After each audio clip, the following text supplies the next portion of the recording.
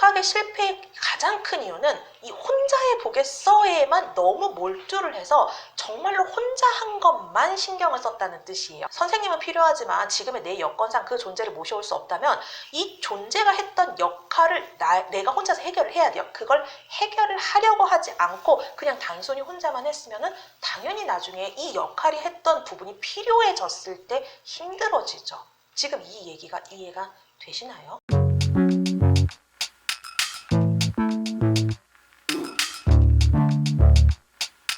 안녕하세요. 히라입니다. 외국어 학습의 가장 쉬운 방법은 학원을 다니는 거지만 우리의 현실에서 학원에 오래 다니는 게 누구나 가능한 건 아니죠. 개인적으로 저는 학원 근무를 오래 했기 때문에 사실 학원의 시스템 자체는 되게 좋다고 생각하는 사람이거든요. 되게 체계적이에요. 그렇지만 학원에만 다닌다고 해서 무조건 외국어가 능숙해지나? 그건 아니죠. 학원에 가고 혹은 선생님이 계시다는 거는 나를 서포트해 줄 사람이 한 명이 있다는 거고 사실상 공부는 내 혼자 개인이 하는 거죠. 학원에 다녀도 어떤 습득 과정은 나 스스로가 채워 넣어야 하는 거가 되게 많아요. 만약에 여러분께 선생님이 계시다면 이 채워 넣는 것의 시범 과정을 아주 많이 보여주시는 것. 그래서 이런 느낌이구나를 혼자 할 때보다는 좀 쉽게 알아차릴 수 있는 거고 독학을 해도 알아는 차려요. 조금 불편하게 알아차리거나 좀 늦게 알아차릴 수 있어서 그런 거죠. 혹은 반대로 선생님이 계셔도 못 알아차리고 끝나는 사람도 많습니다. 어쨌든 경제적인 이유든 시간이 없든 아니면 학원의 스피드랑 내 페이스가 맞지 않든 어쨌든 뭔 상관없어요. 학원이 아니라 독학을 선택하셨던 분들의 경우 막상 혼자서 뭘 하려고 하면은 열정은 되게 가득한데 실행 과정이 좀 막막할 때가 많습니다. 머리로는 선생님이 안 계셔도 혼자 할 수 있을 것 같은데 막상 진행을 하다 보니까 뭔가 좀 삐걱삐걱 되는 것 같아요.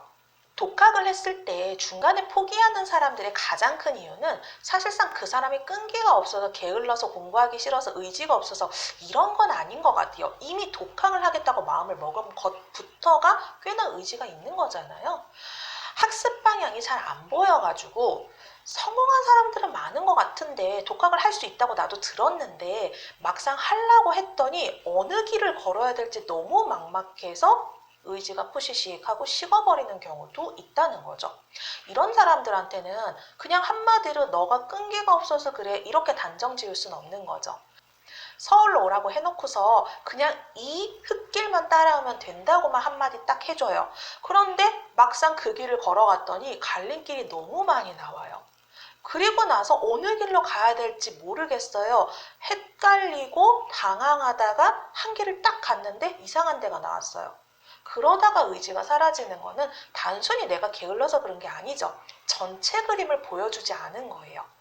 앞으로 저는 이 방향에 대한 이야기를 할 거예요. 그걸 소리로 풀려고 하는 겁니다. 당연히 저도 여러분이 뭐가 궁금한지는 알아요. 소리학습법 그거 어떻게 하는 거예요? 드라마 학습으로 한다고요? 외국어를 그렇게 공부한다고요? 무슨 드라마인데요? 쉐도잉이랑 뭐가 다른데요? 아마 이런 거 궁금하실 거예요. 저도 알아요.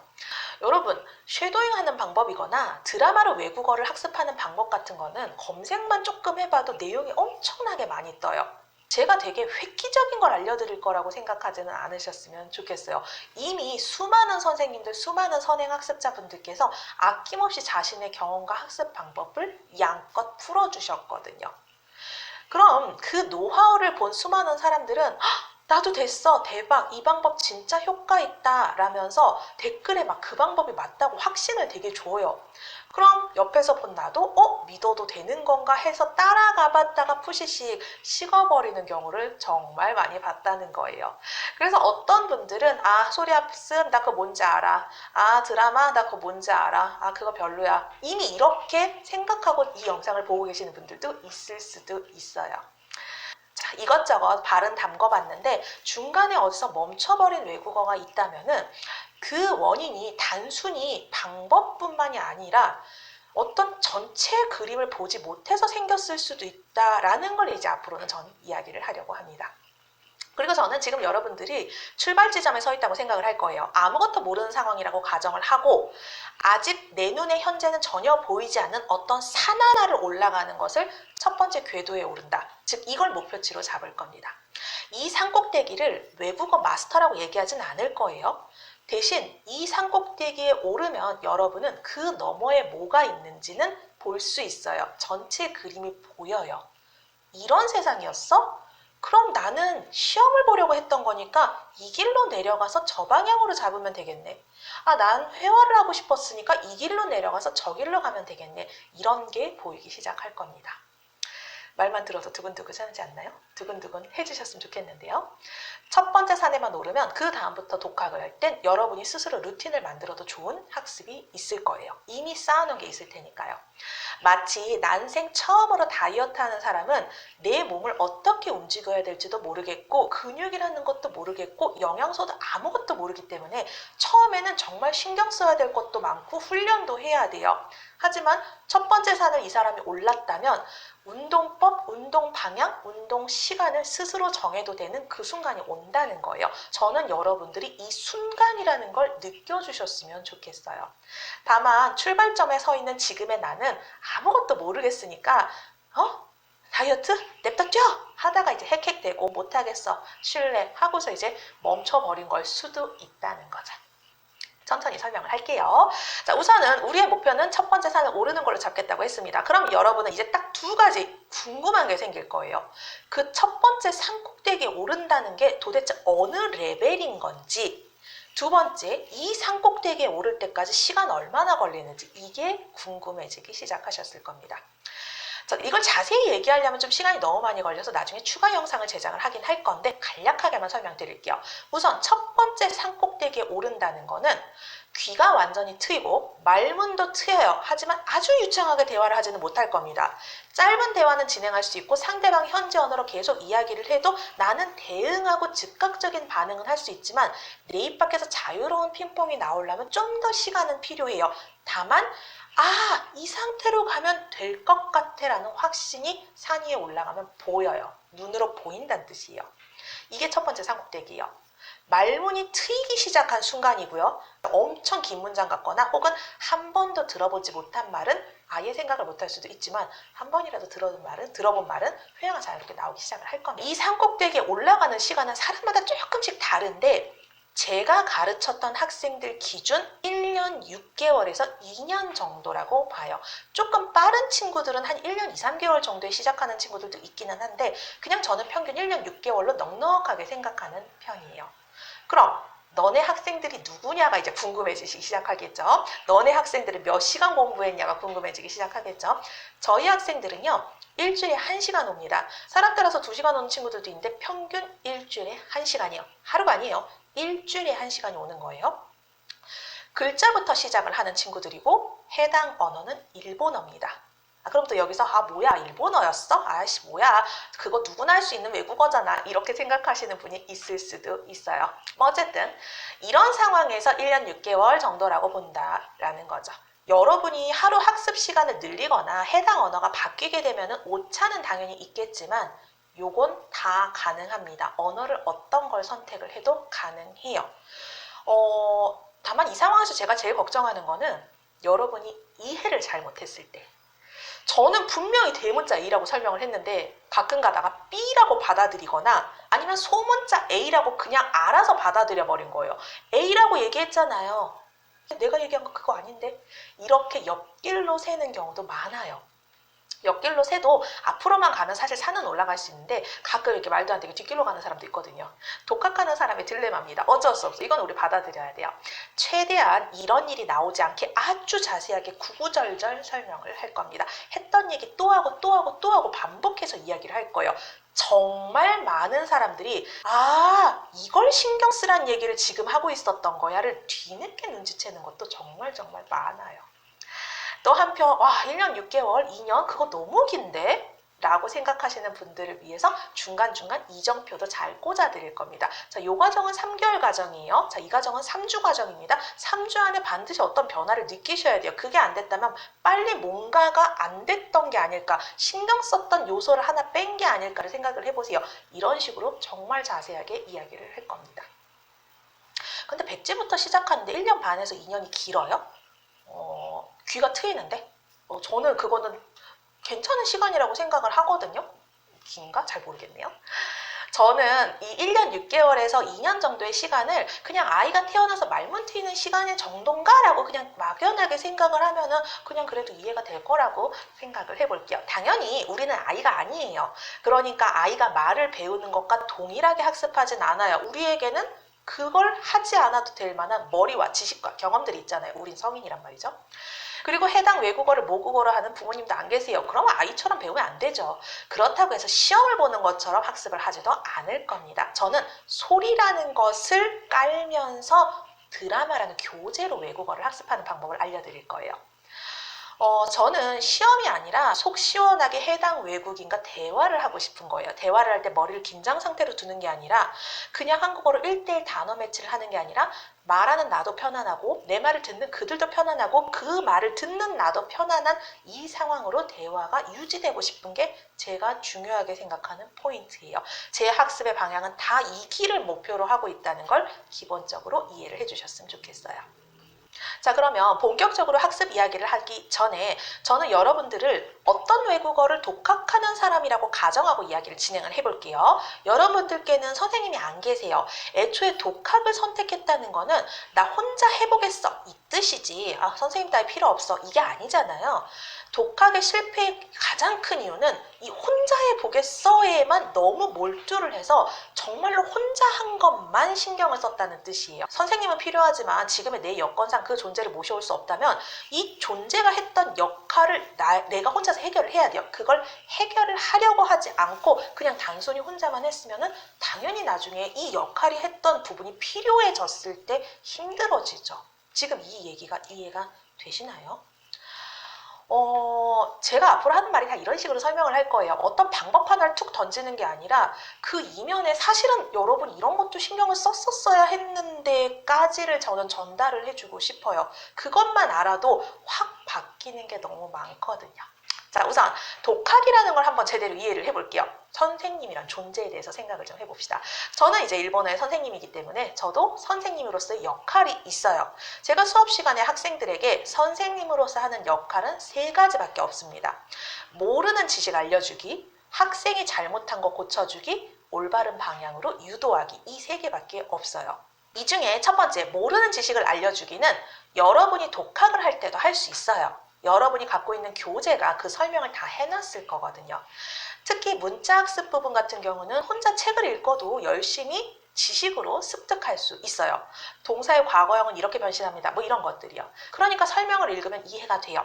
제 기준상 독학하시는 분들은 여긴 정말 잘 채워요. 딱 여기만 잘 채워요.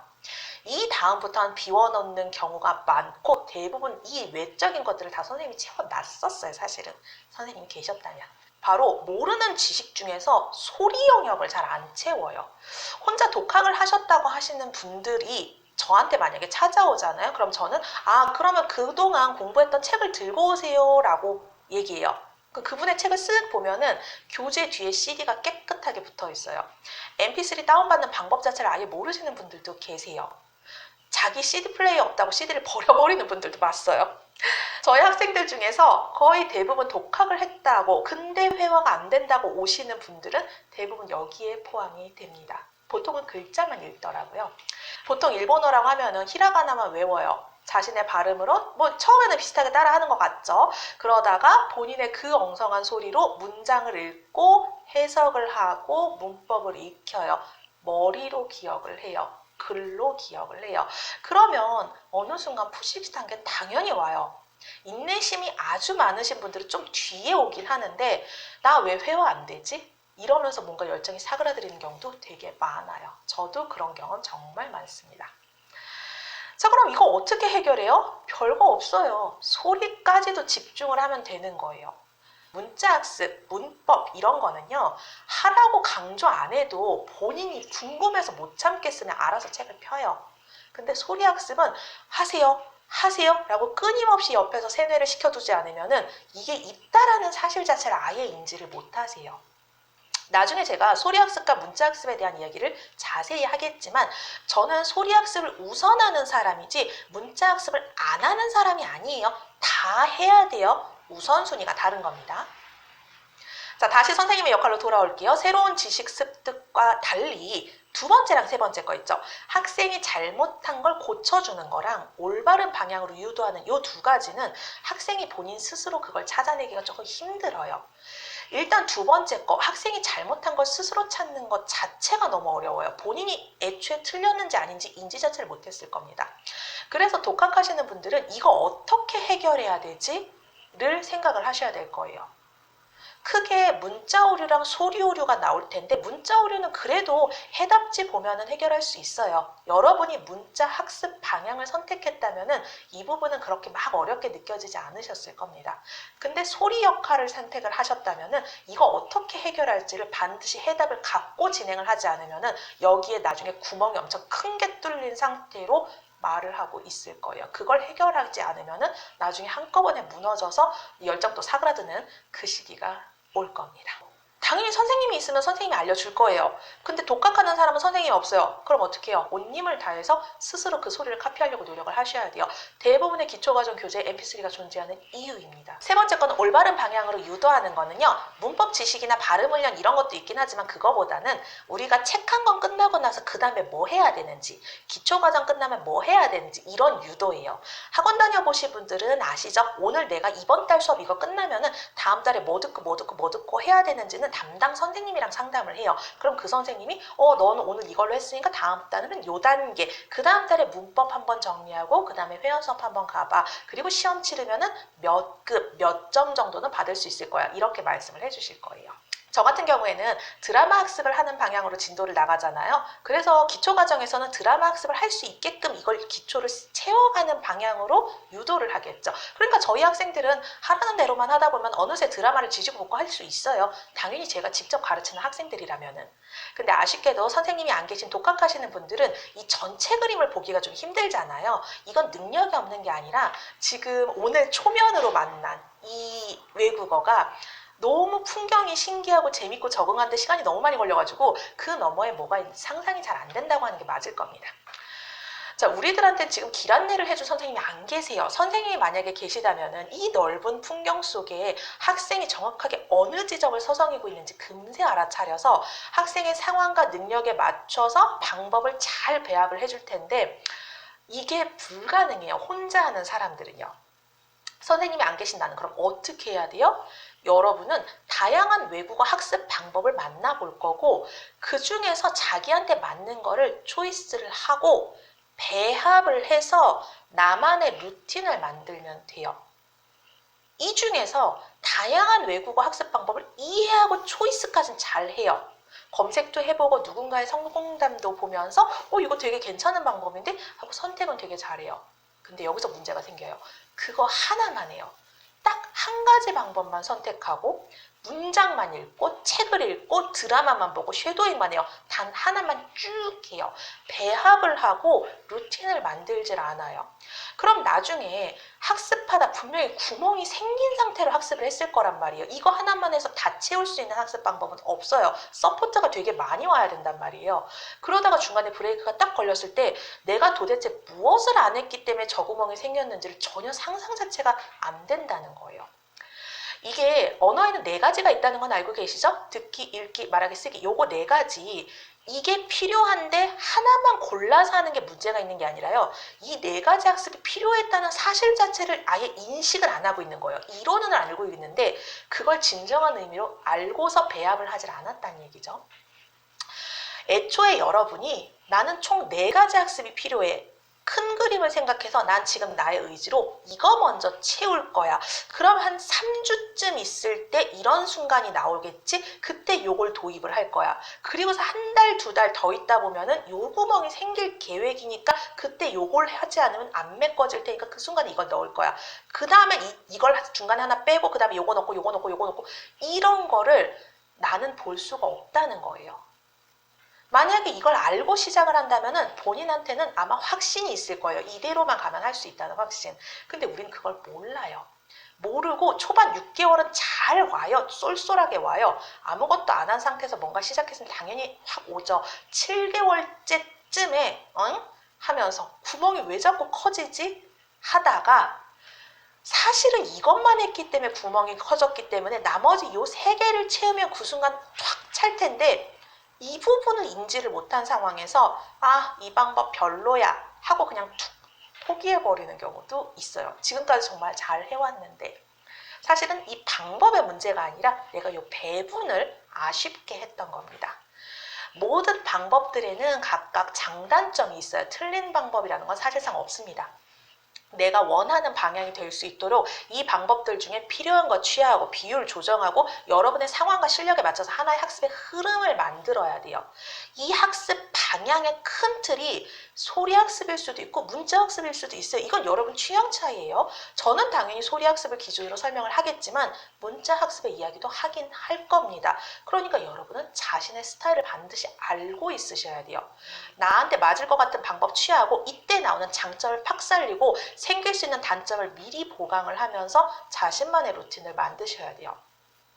드라마 학습 별거 아니에요. 드라마를 본다, 집중해서 소리를 듣는다, 대본을 학습한다, 읽는다 이거밖에 없어요. 근데 이렇게 얘기하면 되게 불친절하지 않아요? 이거 모르는 사람이 어디 있어요? 그래서 저는 저 큰 틀에서 신경 써야 되는 세부 훈련법 이걸 하기 위해서 미리 쌓아놔야 되는 것들 이걸 전부 다 꺼내드릴 거예요. 여러분은 앞으로 제 영상에서 나오는 이야기를 듣다 보면은 별 얘기 아닌데 라고 결론 내버릴 수도 있는 것들 되게 많이 만나게 되실 겁니다.